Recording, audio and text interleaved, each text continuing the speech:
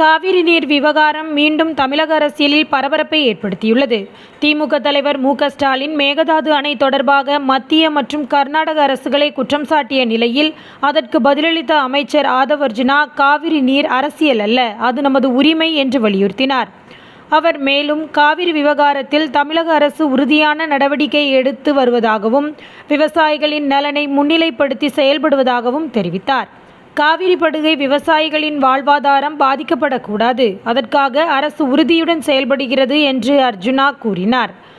காவிரி நடுவர் மன்றம் வழங்கிய தீர்ப்பை அமல்படுத்த தமிழக அரசு உறுதியாக இருப்பதாகவும் நீர் விநியோகத்தில் எந்தவித சலுகையும் வழங்கப்பட மாட்டாது என்றும் அவர் வலியுறுத்தினார்.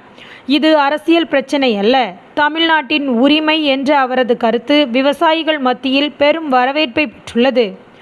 இந்த விவகாரம் தமிழக அரசியலில் திமுக மற்றும் ஆளும் தரப்புக்கிடையே புதிய விவாதத்தை தூண்டியுள்ளது. காவிரி நீர் பிரச்சினை தமிழக மக்களின் வாழ்வாதாரத்துடன் நேரடியாக தொடர்புடையதால் அரசியல் வட்டாரங்களில் மட்டுமல்லாமல் பொதுமக்கள் இடையிலும் பெரும் கவனத்தை ஈர்த்துள்ளது.